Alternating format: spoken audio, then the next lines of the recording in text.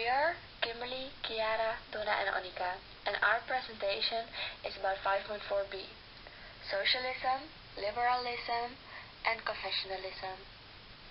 Here you can see people protesting against public schools. The characteristic aspect of our subject is the political social movements of nationalism, liberalism, socialism, confessionalism, and feminism. It was the time of citizens and steam engines. Nationalism means that you're proud of your country.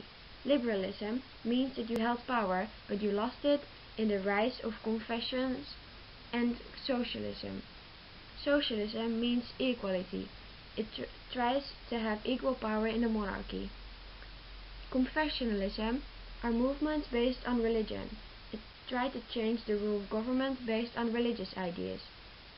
Feminism, then it tried to change the rule of government based on mutual ideas.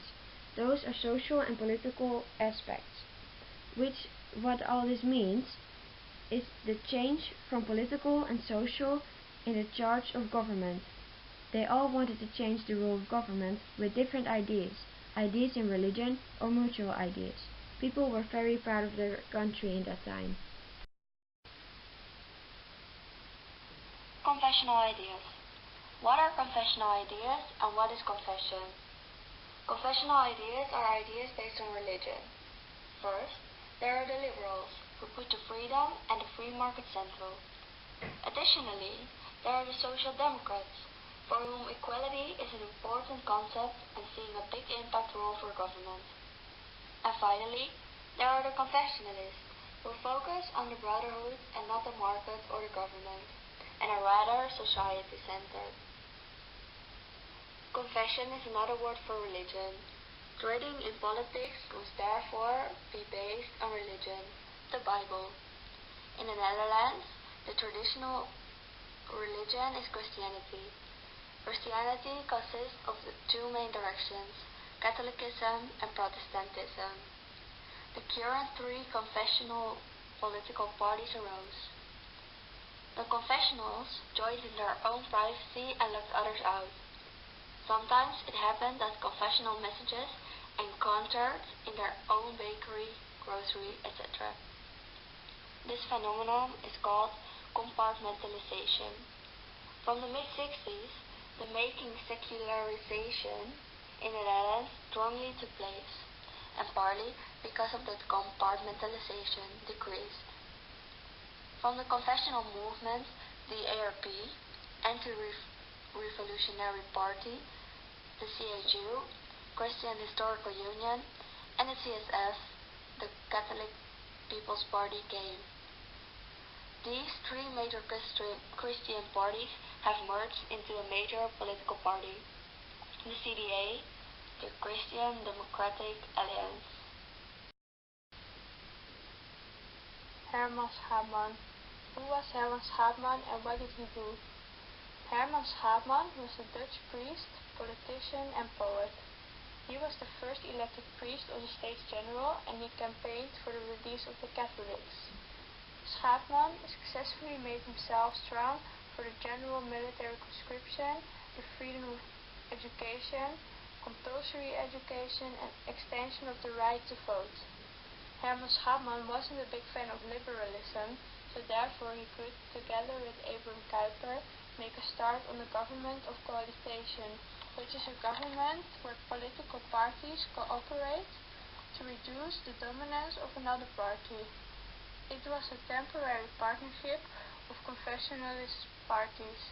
So around 1900 the power of the liberals was broken. Schaapman argued for a more open Catholicism, but he wasn't always supported. He thought that Catholic Dutchmen had to concern themselves for their homeland more, and that they had to work for the common good of the country, together with Protestants. So you can say he is a confessionalist. Okay. Who was Abraham Kuyper and what did he do? Abraham Kuyper was a socialist, journalist, a priest and a politician. He was a Protestant but anti-revolutionary. The anti-revolutionary people are people who reject the Enlightenment. After the Enlightenment, more and more people started to think for themselves. Abraham didn't agree on this point because he thought God seemed to be put first and then society. He also thought that politics had to be based on the Bible. His main goal was to get free education for Christian private schools. Most of his followers were common people, because the common people had to pay for their own children's school, and it was very much to be paid. In 1848, he reached his goal, but he didn't reach his goal completely, because the public schools were now free, but not the Christian schools. Liberals spread enlightenment through the public schools, and this was why Abraham and the liberals were opponents from each other, because Abraham didn't like the Enlightenment, and liberals did like the Enlightenment. In the schedule over here, you can see the different opinions from Abraham and from the liberals. After the school struggle between the liberals and Abraham, Amos Hartman and Abraham made a political group to get money for the Christian education. This is why they're politics friends and why they work together. School struggle. What was the school struggle, and who were concluded in it? Catholics wanted their own schools. Protestants and Catholics worked together against the liberals, and the liberals wanted and strike for freedom. The Netherlands had a district system, and each district elected its own member of parliament. The liberals won the district system voting and had a majority for 10 years. They decided that all schools should get money from the state. There were struggles with the school because Catholics and Protestants didn't want to go to school with liberals. The Protestant and Catholic confessionals based themselves on religion. The liberals didn't. Liberals and socialists fought for the ideals of the Enlightenment. The liberals wanted freedom, the socialists wanted equality. Only public schools were given money from the state, not the one based on a religion. The Christians thought it wasn't fair, so they wanted equality too.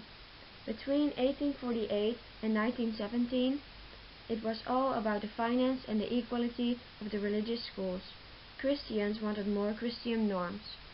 On the right picture, you can see a Christian private school which didn't get money from the state. What do all these subjects have in common? Well, Herman and Abraham were politicians, and they worked together to get the Christian schools paid by the government. In the politics, they used confessional ideas. Those confessional ideas helped to solve the school struggle.